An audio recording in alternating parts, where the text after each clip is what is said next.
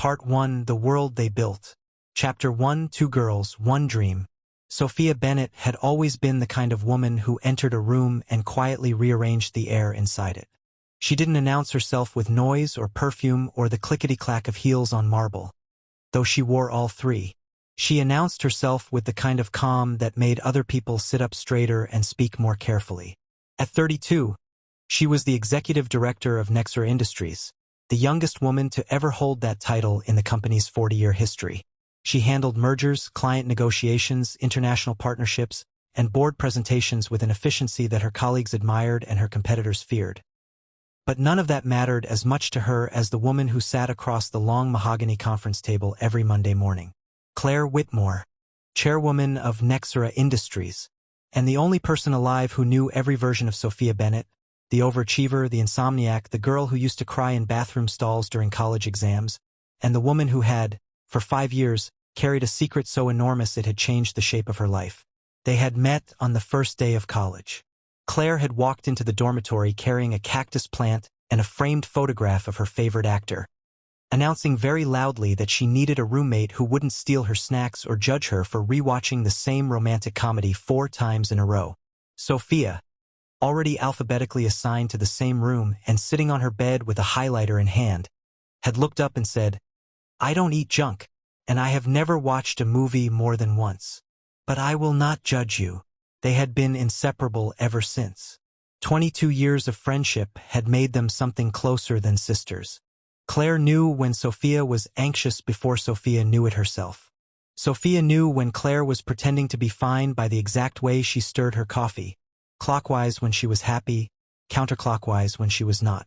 They had finished each other's sentences, attended each other's heartbreaks, and built their careers in parallel orbits that eventually landed them in the same company. Claire rising through family inheritance and brilliant financial strategy, Sophia rising through sheer will and vision. Only one thing stood between them, quietly and painfully, like a splinter buried too deep to see but always felt. Sophia's secret. Chapter 2. The night that changed everything. It had happened 6 years ago. A summit, a celebration, a bottle of wine that became 2. A man with dark eyes and a laugh that surprised her. Ethan Harrington, CEO of Harrington Global, the #1 company in the country by market capitalization, by reputation, by every metric that business people used to measure power. He was 34 that night. She was 26. They had been seated next to each other at the gala dinner almost by accident. A last-minute seating rearrangement because a diplomat had canceled. They had talked for 4 hours without noticing the time. He was nothing like the cold empire builder the newspapers described. He was curious. He listened. He asked her about the book she was reading and then actually argued about it with her, eyes bright with the pleasure of being contradicted by someone who knew what she was talking about. By midnight, the dinner had emptied. By 1 in the morning, the bar had thinned. By 2, they were the only ones still talking, voices low, leaning slightly toward each other the way people do when the world has gotten small and warm and it feels like a shame to let it get large again. It was only one night. She had told herself that every single day for 6 years. When she woke the next morning and he was already gone. A note on the pillow that said, "I hope we cross paths again, Sophia." She had folded it, placed it in the innermost pocket of her suitcase, and told herself it was a beautiful accident and nothing more. Then 3 weeks later, the test turned pink. Chapter 3: The Decision. She had sat in the bathroom of her London apartment for 40 minutes. Staring at the small plastic stick on the edge of the sink. She had run through every scenario with the cold, structured logic she applied to business problems. She had opened a notebook and written 2 columns. Tell him and don't tell him. And then stared at both columns without writing a single word underneath either one.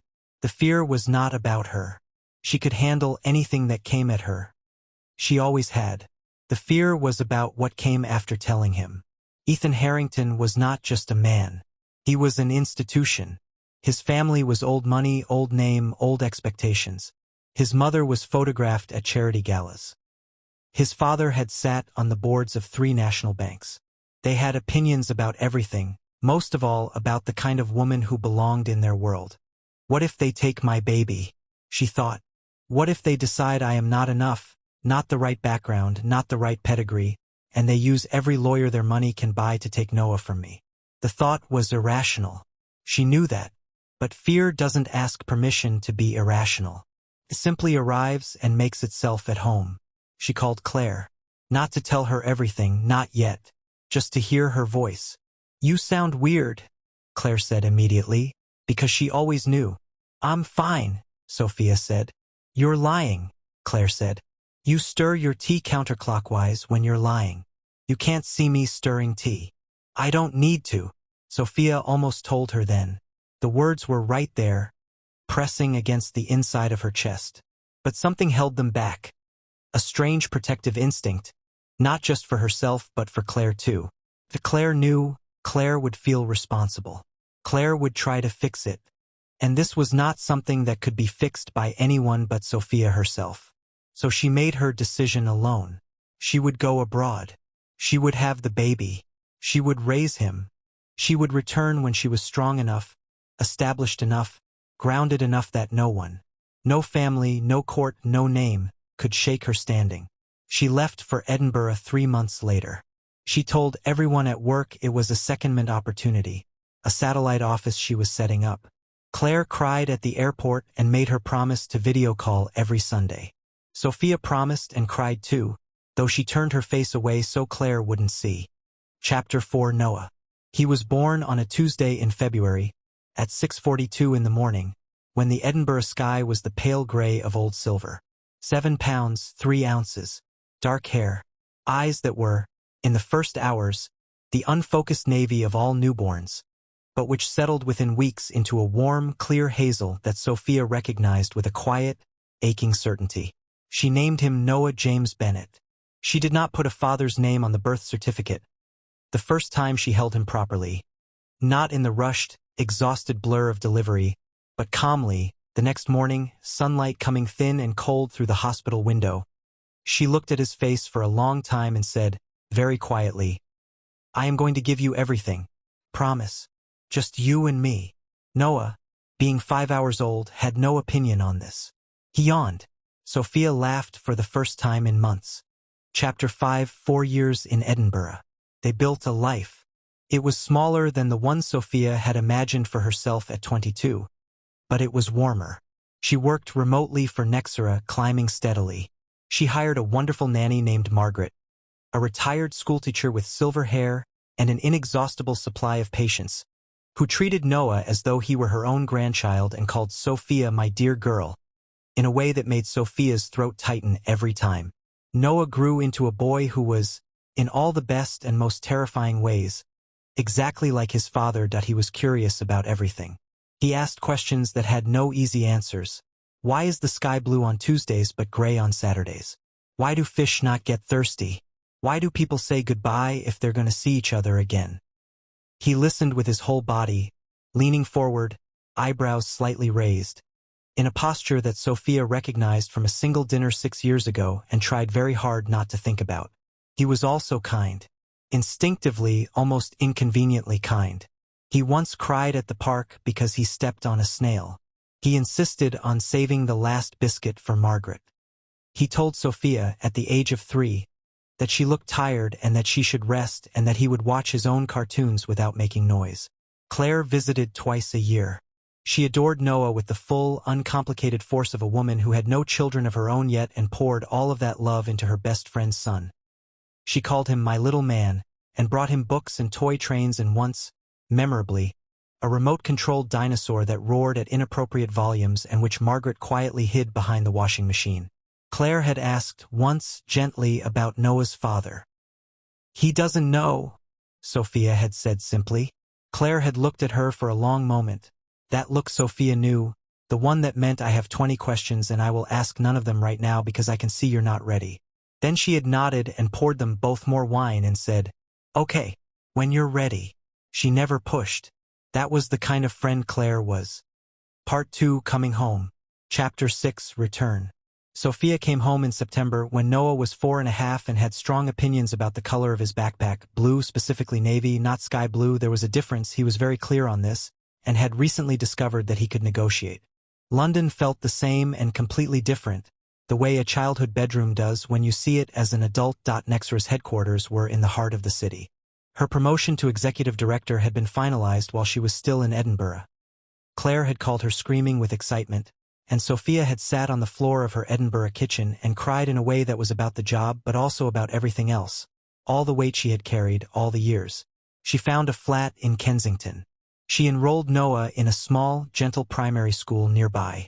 She re-established her wardrobe of structured blazers and high-neck blouses.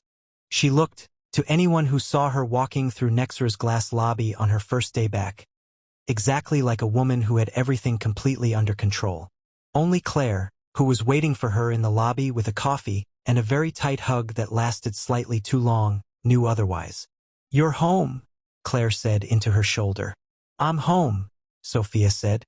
Chapter 7: The Blind Date. 3 weeks after her return, she heard his name for the first time. She was in a meeting, a partnership discussion between Nexra and Harrington Global, whose new sustainability initiative overlapped neatly with Nexra's international expansion strategy. Claire was presenting the overview. Sophia was taking notes. Harrington Global's CEO will be attending the joint summit next month, Claire said, clicking to a slide. Ethan Harrington. You may have seen the press. He's been named the most influential CEO in the country for the 3rd consecutive year. The pen in Sophia's hand stopped moving. She did not look up. She simply wrote Harrington Global Sustainability Summit in her notebook in her neat, unbroken handwriting and breathed slowly through her nose and said nothing. That same evening, Claire called her. "So," Claire said, in the voice she used when she was being elaborately casual, "I heard something today." Claire. Ethan Harrington was apparently set up on a blind date last weekend. By his family. They've been after him to settle down for 2 years apparently, and he finally agreed to meet someone. Sophia's stomach turned over slowly, like a page. "Good for him," she said. Said Claire, who did not sound convinced. "Claire, I need to go. Noah is. Does he know about Noah, Soph?" Silence. "No," Sophia said. "And I'd like to keep it that way." Another silence, longer this time. "Okay," Claire said softly. "I'm here. Whatever you need." Chapter 8: The Blind Date Goes Wrong. The blind date, as it happened, did not go well. This was not because the woman was unpleasant. She was perfectly charming, a lawyer named Victoria with excellent posture and a dry sense of humor. It was not because the restaurant was wrong or the conversation was thin. It was because Ethan Harrington spent most of the dinner somewhere else entirely in his head. He had been doing that for 6 years. It had started mildly at first. A flash of memory here, a half-formed thought there. A woman with dark hair and a laugh she seemed to be rationing. Like she had a limited supply and needed to be careful with it. A dinner table at a summit in Geneva. The way she'd argued about a book, the remains of the day he still remembered, with the particular passion of someone who took stories seriously because they thought literature was about real things. He had left a note. He'd had a flight at 6. He'd meant to find her.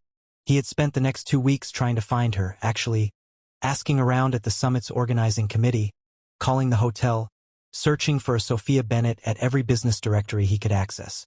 And then the trail went cold. She had been there as a guest of a guest, someone had told him. He didn't have a surname.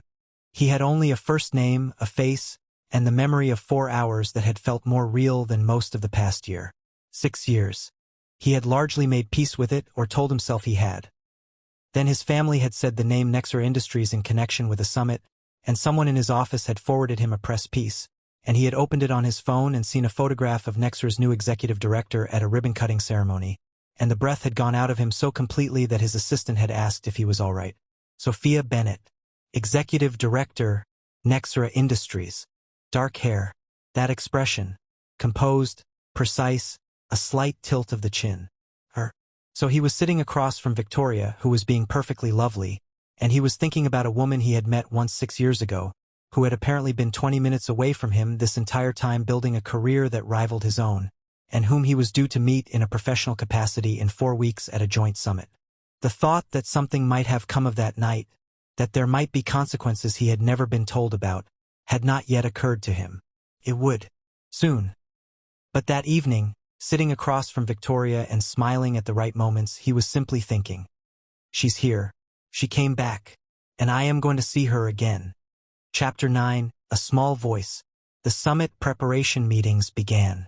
Sophia and Ethan were in the same room for the first time in 6 years. She had prepared herself. She had told herself, methodically in the shower that morning, that she was a professional, that he was a professional, that this was a business meeting, and that whatever had happened 6 years ago was irrelevant to the present. She had worn her most structured blazer. She had pulled her hair back. She had arrived 7 minutes early, so she would already be seated when he walked in. None of it helped. He walked in and looked straight at her, and for a fraction of a second, just one, the room went very quiet and very still in the way that rooms sometimes do in the moment before something significant happens. Then both of them looked away, and the meeting began. They were professional. They were more than professional. They were excellent. They discussed synergies and timelines and budget allocations and ESG targets, and they were so perfectly, carefully, precisely businesslike that Claire, watching from the side of the room, narrowed her eyes and pressed her lips together and said nothing. After the meeting, as people gathered papers and coffee cups, a junior associate stopped Sophia to ask a question. Ethan passed behind her to leave. His shoulder almost touched hers. Almost. "It's good to see you again, Sophia," he said, low and even. She kept her eyes on the associate. "And you," she said, perfectly calm. He left. She stood very still for 3 seconds before answering the associate's question. 3 days later, she was in the middle of reviewing the summit contract at her desk when her phone rang.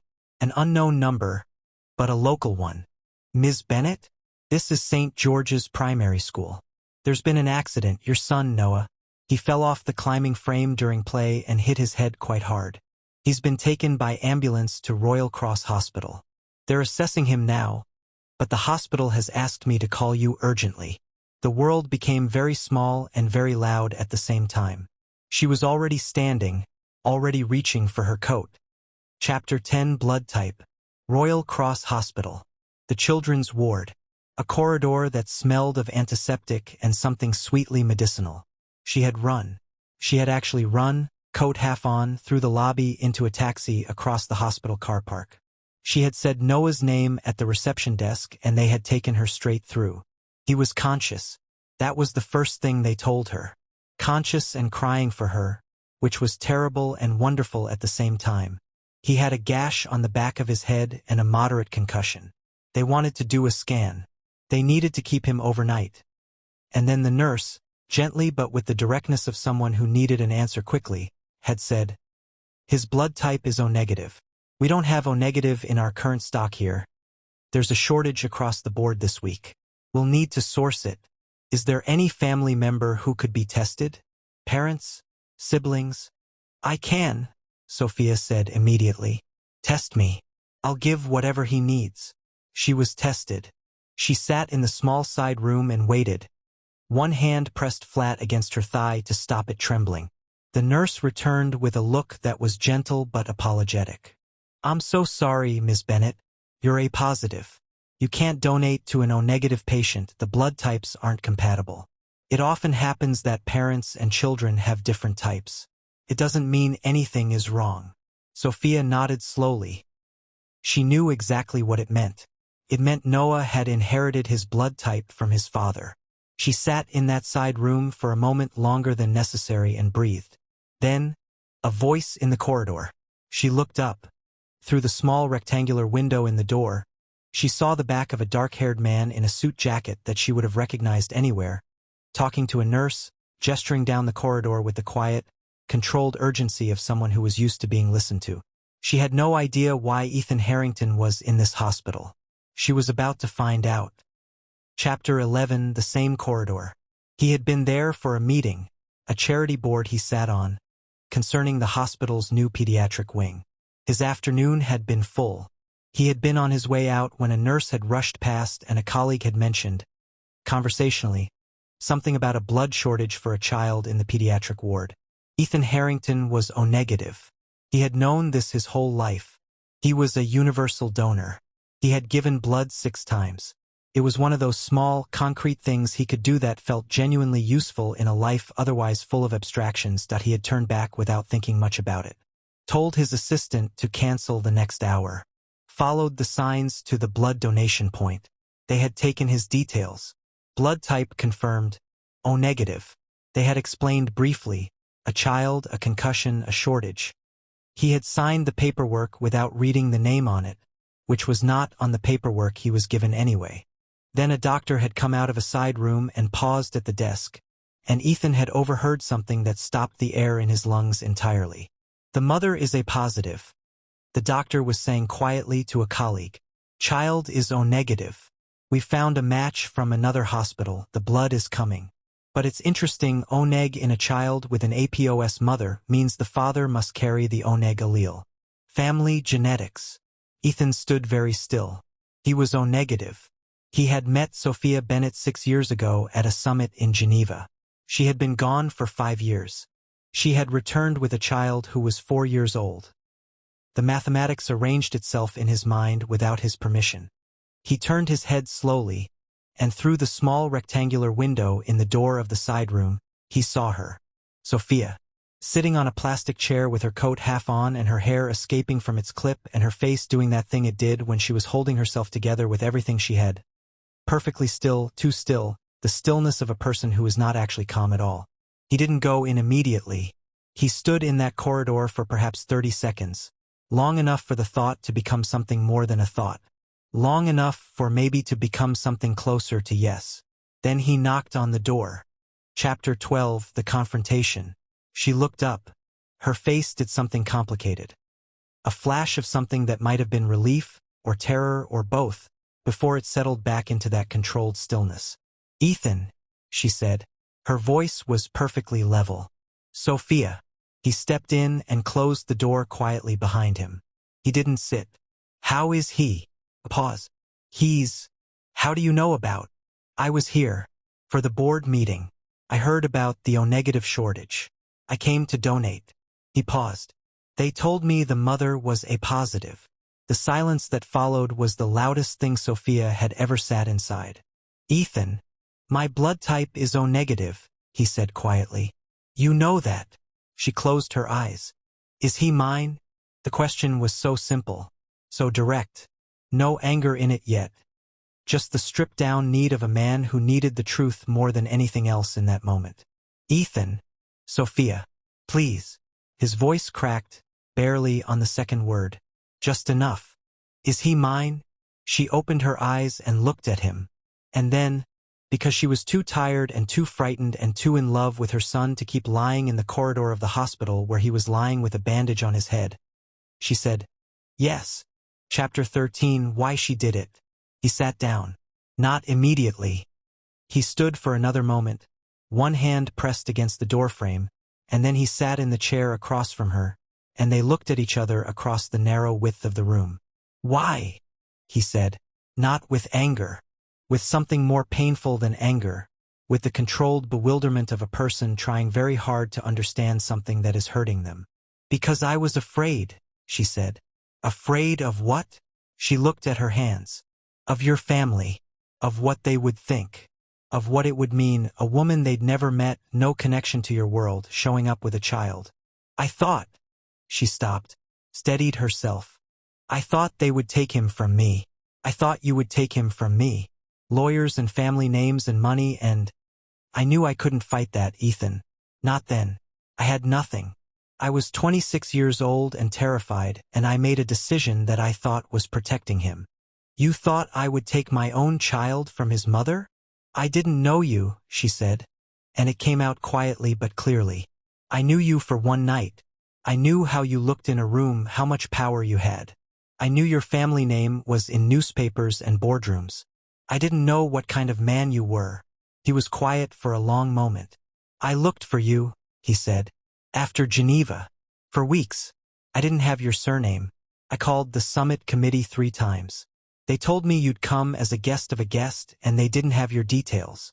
She looked up. I never stopped looking for you, he said. Simply. As though it were a fact, not a confession. When I saw your name in that press piece 3 weeks ago, when I saw your photograph, I had to read it 3 times before I believed it was real. He exhaled slowly. I wasn't looking for you because of anything that happened that night. I was looking for you because I'd spent 4 hours talking to you and I didn't want to stop. Sophia said nothing. Something behind her sternum was doing something she didn't have the composure to examine right now. I want to meet him, Ethan said. Not to take him from you. I would never, Sophia, I would never. I want to meet him because he is my son, and because clearly he is extraordinary if he managed to come from you. His voice was steady but his eyes were not. But I will not push. I will go as slowly as you need. I need you to know that I am not the thing you were afraid of. She was quiet for a long time. Then, from down the corridor, a small, indignant voice said, Mummy! I've been waiting for absolutely ages, and nobody told me where you went. A nurse appeared in the doorway, looking slightly flustered, with a 4.5-year-old boy in a hospital gown standing beside her with a bandage on the back of his head and an expression of immense, deeply offended dignity. Noah James Bennett looked at the two adults in the room with the calm assessment of a child who has learned to read a room. Then he looked at Ethan. He tilted his head, exactly the way Ethan did when he was thinking, and said, with devastating 4-year-old directness, Are you my dad? Part 3, The Bridge. Chapter 14, The Beginning of Trust. Sophia had gone very still. Ethan had gone very still. Noah, untroubled by the seismic emotional weight of the moment, simply waited for an answer with the patience of a child who has decided he would like one. Noah, Sophia said carefully. This is Mr. Ethan, Ethan said. His voice was quiet and entirely steady. He crouched down to Noah's level, which put him at exactly 4.5-year-old height, and looked at him seriously, because Noah was looking at him seriously and it seemed to be the right response. My name is Ethan. It's very good to meet you. I heard you had quite an adventure on the climbing frame today. It wasn't an adventure, Noah said with great seriousness. Adventures are fun. This was a mishap. Margaret says there's a difference. Margaret sounds very wise, Ethan said. She is, Noah agreed. She also hid my dinosaur, but Mummy knows where it is. He glanced at Sophia. Don't tell her I said that. Sophia, in spite of everything, laughed. A short, helpless sound. Ethan stood slowly and met her eyes over Noah's head. The question that Noah had asked still hung in the air between them, unanswered. But both of them, without speaking, agreed silently to leave it there for now. There was time. There had to be time. I'm going to go, Ethan said. We'll talk. Tomorrow if you're ready. Tomorrow, Sophia said. He paused at the door, turned back, looked at Noah once more. Just looked, with an expression that was too large and too private to name, and then he was gone. Noah watched the empty doorway thoughtfully. I like him, he announced. He has a good face. Sophia sat back down in her chair and put her face in her hands. Chapter 15. Claire finds out everything. That evening, after Noah was settled and sleeping in his hospital bed with his toy rabbit and a nightlight in the shape of a moon, Sophia walked to the family waiting room at the end of the corridor, sat in a plastic chair and called Claire. Claire answered on the second ring. How is he? Margaret called me. He's fine. He's sleeping. Claire. You sound like something has happened. Ethan Harrington was at the hospital tonight. A beat. Sophia. He's O-negative. He came to donate. He overheard them say I was A-positive and Noah was O-negative and he worked it out. Claire. He knows. Silence. Then, very quietly, oh, sophomore. He wasn't angry. He said he'd been looking for me. Since Geneva. For 6 years. Sophia's voice remained completely steady through this, which was a feat she was proud of. He said he wants to meet Noah slowly and he won't push and She stopped. Claire, I don't know what to do. Yes, you do, Claire said gently. You've always known what the right thing was. You've just been too frightened to do it. What if I was wrong? What if I wasted? Sophomore, stop. Claire's voice was warm and firm. You did what you thought you had to do to protect Noah. You weren't wrong to be afraid. You can decide right now that you're not afraid anymore. Both things can be true. Sophia pressed her fingers against her eyes. I should have told you, she said. Years ago. I'm sorry. Oh, shut up, Claire said, not unkindly. You're my best friend. You tell me things when you're ready. I knew something had happened in Geneva. I wasn't going to dig it out of you. A pause.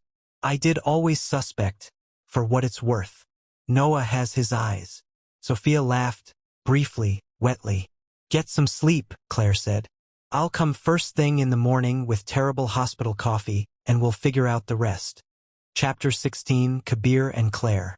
It was at the joint summit, 3 weeks after Noah came home from hospital, bandage-free and in possession of a very dramatic story about his head injury which he had already told to everyone at school and embellished considerably, that Claire Whitmore first properly met Lucas Harper. She had seen him before in the way that you see people at events, a face in a crowd, a name on a place card. Lucas was Ethan's best friend and head of strategy at Harrington Global, which meant that in the professional arrangement of the summit, he and Claire were natural counterparts. She had expected someone like Ethan, contained, careful, the precision of a man who had been trained to perform assurance. Lucas Harper was not that. He was sitting sideways in his chair when she arrived at the pre-summit briefing, arguing cheerfully with a junior colleague about whether the city's best coffee came from a chain or an independent, and he was wrong, obviously. It was the independent. Anyone who knew anything knew this, and Claire had said so before she even sat down. He had turned and looked at her with the expression of a man who has just been corrected and is genuinely delighted by it. You know the one on Marylebone Lane? He said. The one with the green door? Obviously. The oat milk flat white is transcendent. It absolutely is, Claire said, sitting down and opening her folder. Now, shall we talk about the ESG framework? Or do you need a moment? He grinned. It was a very good grin. Claire, who had excellent defenses against very good grins, felt hers waver slightly and reinforced them immediately. Over the following weeks, as the summit preparation moved forward and Ethan began the careful, patient work of building a relationship with Noah and with Sophia, Claire and Lucas were in contact almost daily. Calls, emails, joint strategy sessions. They were good at their jobs, which meant they argued a lot in the specific, productive way of people who respect each other's intelligence enough to push back. You're going to be impossible to work with, aren't you? Lucas said to her cheerfully, after she dismantled his proposed timeline in front of 3 junior staff. Probably, Claire said. Is that a problem? Not even slightly, he said, and went back to his notes with a smile she wasn't meant to see. She saw it. She didn't say anything. But that evening, in her flat, she sat on her kitchen counter eating toast and thinking about it longer than she should have. Chapter 17, slowly, steadily. Ethan kept his word. He was patient in a way that Sophia had not expected and could not quite categorize. He did not push. He did not arrive with lawyers or formal declarations or the kind of careful legal architecture that her fears had constructed. He arrived the first Saturday at the park near Sophia's flat, because she had suggested somewhere neutral and public and Noah loved the park, and he brought nothing except himself. Noah had been told the night before that he was going to meet someone important. Sophia had been honest in the way she knew how to be careful, clear, age-appropriate. She had told him that sometimes mummies and daddies don't live together before a baby is born, that it didn't mean anything was wrong, that it was just the way some stories went. Noah had listened with great seriousness, then asked if this meant he could have 2 birthday parties. Sophia had said she'd look into it. At the park, Ethan had crouched down near the duck pond and let Noah explain to him, at considerable length and with great authority, the correct way to feed ducks. He had listened without interrupting. He had asked follow-up questions. When Noah said that the large one in the middle was definitely the leader and should be called Gerald, Ethan had agreed that Gerald had an air of authority and that this seemed correct. Noah had taken his hand on the walk back to the bench. Sophia, watching from a few feet away, had felt something in her chest that she recognized as the beginning of something she had not allowed herself to feel in 6 years. They kept meeting. Every weekend, or most of them. Sometimes all 3 of them. Sometimes just Ethan and Noah when Sophia needed to work and Ethan had suggested, carefully not presumptuously, that he could have Noah for a few hours if she was comfortable. Noah began calling him by his name first, Ethan. Then, one afternoon he said it differently. Not by accident. Not as a slip. He said it looking directly at him, with the deliberateness of a 5-year-old who has made a decision. Dad. Ethan had gone very still. Then he had scooped Noah up and held him in a way that Sophia would keep somewhere inside herself forever. One hand pressed to the back of his son's small dark head, eyes closed, and she had had to look away because she was at risk of crying in the middle of a Sunday afternoon. Part 4, The Family. Chapter 18, The Harringtons. "I want you to meet my family," Ethan said. It was a Sunday evening in November. Noah was asleep on the sofa between them, which happened sometimes when they were watching something. He would simply migrate until he was between the two adults and then go limp in the way of small children who trust completely. They had both stopped noticing how natural this looked. Sophia looked at him. "I'm not ready for that," she said. "I know," he said. "I'm not asking you to be ready right now. I'm asking you to think about it." She looked at Noah, at his dark hair spread across the cushion, his cheek pressed against a throw pillow, his small chest rising and falling. "Your family will think." "My family," Ethan said, "already know that I have a son. I told them 6 weeks ago." She looked at him sharply. "I wasn't going to hide this from them," he said gently. "I told them the truth, that I had met someone years ago, and that there was a child I hadn't known about and that we were figuring things out." He paused. "My mother called me twice the next day. My sister called 4 times. My father sent me a text that said, 'When can we meet him?' and then in a separate text said, 'and her.'" Sophia was quiet. "They are not what you imagined," he said softly. "I need you to know that. Whatever you built in your head, that version of my family, it's not real. I know I can't just tell you that and have you believe it. I know you need to see it for yourself. So when you're ready, whenever that is, I'd like you to see it for yourself." She looked at him for a long moment. "Next month," she said finally. "Give me a month." He nodded. "A month." Chapter 19, The Visit. The Harrington family home was large but not cold. Sophia had expected cold. She had built it in her imagination over 6 years as a place of pale marble and oil portraits and the kind of silence that meant disapproval. She had expected to walk in and feel immediately that she was being assessed and found lacking. What she found instead was Christmas lights up already. It was the 22nd of November, and a smell of something baking and a dog, an old yellow Labrador called Biscuit, who came barreling towards Noah the moment the door opened and knocked him sideways with enthusiasm. Noah shrieked with delight. Sophia grabbed his coat to keep him upright. Ethan said, "Biscuit, sit," in a voice that Biscuit completely ignored. "He never listens to that command," said a voice from the doorway. Ethan's mother, Eleanor Harrington, was 62, with silver hair that she wore in a loose chignon and eyes that were the same hazel as Ethan's and, Sophia now noticed with a small shock, exactly the same hazel as Noah's. She wore a cashmere jumper and flower on her sleeve, and she looked at Sophia with an expression that was warm and direct and contained not a single molecule of judgment. "You must be Sophia," she said. "I've been wanting to meet you for a very long time. Not because of any of all of this."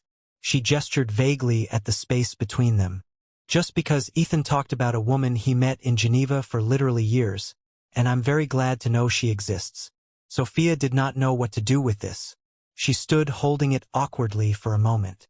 Then Eleanor crouched down to Noah's level, ignoring Biscuit entirely, which Biscuit accepted with the resignation of a dog who knows when he is outranked, and said, "And you must be Noah. I've been hearing about you." Noah assessed her with his usual seriousness. "Good things or bad things?" "Almost entirely good," Eleanor said gravely. "I heard one slightly questionable thing about a dinosaur." Noah's eyes went wide. He turned to Sophia. "Margaret told." "Sit room," Ethan's father said, appearing behind Eleanor. Tall, silver at the temples, a handshake that was warm and brief and asked nothing of her. "Sophia, come sit. Eleanor has been baking since 7 this morning, which means there are enough scones to last through February." And then Ethan's sister, Gemma, 29 and 8 months pregnant and completely unbothered by this, had appeared at the bottom of the stairs and said, "Oh, thank God you're here. Come talk to me. I've been trapped with these people since Thursday and I love them, but I need someone normal," and had taken Sophia by the arm and steered her towards the kitchen, and that had been that. Chapter 20, What She Had Not Expected. They stayed for 6 hours. Noah had sat in Robert Harrington's armchair and shown him a book about ocean creatures with the focused authority of an expert. He had fallen completely in love with Biscuit, who had fallen completely in love back. He had eaten 3 scones and declared that Eleanor's were better than the ones from the shop, which Eleanor had accepted with enormous satisfaction. Gemma had talked to Sophia for 2 hours in the kitchen. Not about Ethan, not about Noah, not about any of it. About Gemma's work, about a documentary she'd been watching, about the particular injustice of being too pregnant to drink at Christmas, about whether Sophia thought French buttercream was overrated. Sophia did. Gemma was delighted. At one point Eleanor had appeared in the kitchen doorway with a cup of tea for Sophia, unprompted, and had simply set it down and squeezed her shoulder gently before leaving, and Sophia had looked at the cup of tea for a long moment and thought about all the years she had spent being afraid of this woman. In the sitting room, through the open door, she could see Noah showing Robert something on Ethan's phone. Some video from the sound of it, while Ethan sat beside them and said something that made Robert laugh. Biscuit was across all three of them, being large and inconvenient and extremely happy. Sophia sat in the Harrington kitchen with a cup of tea and Gemma talking about French buttercream and felt, very quietly, as though something she had been holding shut for 6 years was gently, carefully opening. She did not cry. She was not ready for that yet. But she was close. Chapter 21, Eleanor and Sophia. Before they left, Eleanor asked Sophia to walk with her in the garden. It was cold, November, properly cold, and Eleanor handed her a coat without asking, which was exactly the kind of thing that a woman does when she has decided she cares about someone. They walked along the edge of the garden, their breath making small clouds.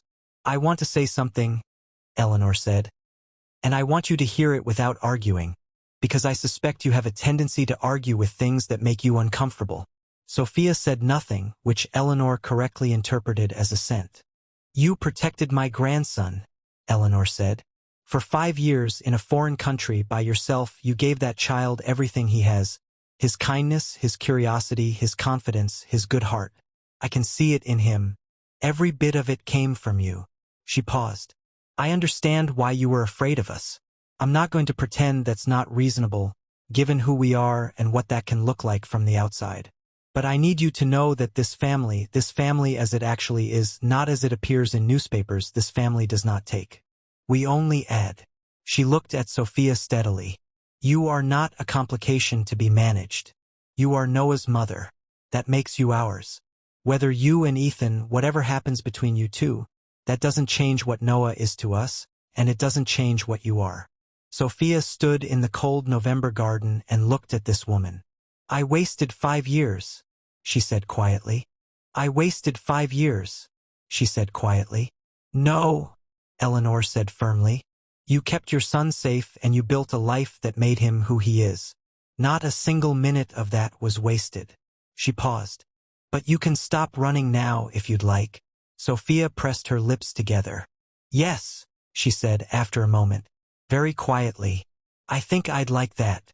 Eleanor reached over and tucked a loose strand of Sophia's hair back behind her ear with the simple practicality of a woman who has decided that formality is a waste of everyone's time. "Good," she said. "Now let's go in before we both freeze." Part 5, New Beginnings. Chapter 22, Lucas and Claire, continued. The summit concluded in December. Lucas sent Claire a message at 11 o'clock on the evening of the last day. The Green Door Place on Marylebone Lane. Monday morning, 8 a.m. Come argue with me about the oat milk flat white. Claire stared at this message for approximately 4 minutes. Then she typed, "That is not how you ask someone to coffee." Then she deleted it and typed, "I'll be there at 7:50. Then she deleted that and typed, "Fine. But I'm ordering first." She sent that one. He replied, "Obviously. I wouldn't have it any other way."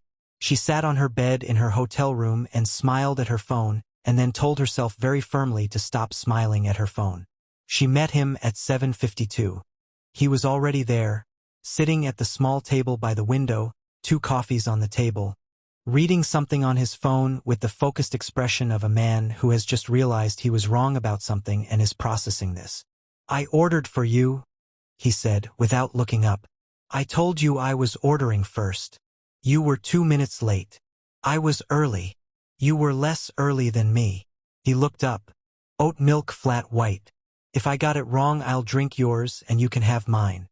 She sat down and took a sip. It was objectively perfect. "You got it right," she said. He smiled and looked back at his phone. "I know. They sat in that coffee shop for 2 hours. The conversation moved the way good conversations do, without a plan, from one thing to the next, through the professional and into the personal without either of them quite noticing when the line was crossed. He had grown up in Bristol. He had wanted to be an architect.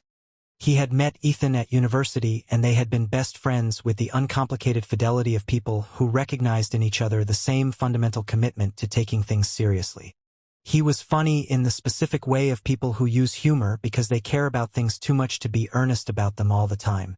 He was also, Claire was realizing with some alarm, quite good at reading her. Not in the way that Sophia was, who knew her 22 years of history, but in the way of someone paying close attention. "You're not as formidable as you want people to think," he said, near the end. "Yes, I am," she said. "You're very good," he allowed. "But you also got slightly teary when you mentioned Sophia's kid, which rather gives the game away." "I am not teary." "You were. For about 3 seconds. You handled it very professionally." She looked at him. "Do you always do this?" she said. "Notice things?" "Usually," he said. "Is that a problem?" She thought about it honestly. "Not so far," she said. He smiled again. She thought, "Oh, I'm in real trouble." Chapter 23, Sophia and Ethan. January. Snow on the pavements. Noah discovering that snow was, in his considered opinion, the greatest thing that had ever happened and that it was not used nearly enough in everyday life, and why could they not have it always? Sophia and Ethan were in the habit now of talking after Noah went to sleep, sometimes at her flat, sometimes at his, with a cup of tea or a glass of wine and the quiet that settles into spaces that have gotten comfortable. They talked about work and about Noah and about the 100 small ordinary things that accumulate between people who are building something careful and real. One evening in January, he looked at her across the kitchen counter with an expression she recognized. The one that meant he had been thinking something for a while and had decided it was time to say it. "I love you," he said. Sophia looked at him. "I know that is a large thing to say," he said. "And I know we have been careful with each other. I know you needed time and I would wait as long as you needed. But I think you should know that this, all of it, is not obligation or responsibility or doing the right thing." He paused. "It's you. It has always been you. I looked for you for 6 years because it was always you." Sophia set down her cup of tea.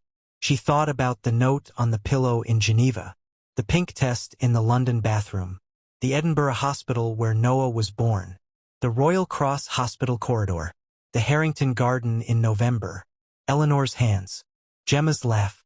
Noah said Dad for the first time. "I was so afraid," she said. "I know. I thought I was protecting him, but I think I was also protecting myself. Because if I told you and you left or your family..." She stopped. "It was easier to be alone than to risk that."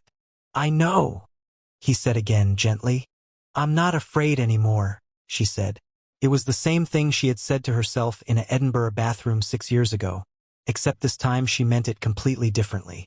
"I'm not afraid anymore." He came around the counter and she stood up from her stool and he held her in the epilogue 1 year later. A Sunday in February. Noah was 5 and had recently and very firmly decided that 5 was significantly more grown up than 4, and that he should be treated accordingly. The evidence for this was unclear, but he presented it with conviction. The Harrington family lunch had become a Sunday institution, not every week but most. Eleanor and Robert had designated the downstairs guest room as Noah's room, which Noah accepted with the equanimity of someone who had been expecting this and found it satisfying. Biscuit had become his dog in every way except legally and possibly in Biscuit's own opinion. Claire was there today, which happened often now. Lucas was there too, which had become a natural corollary of this.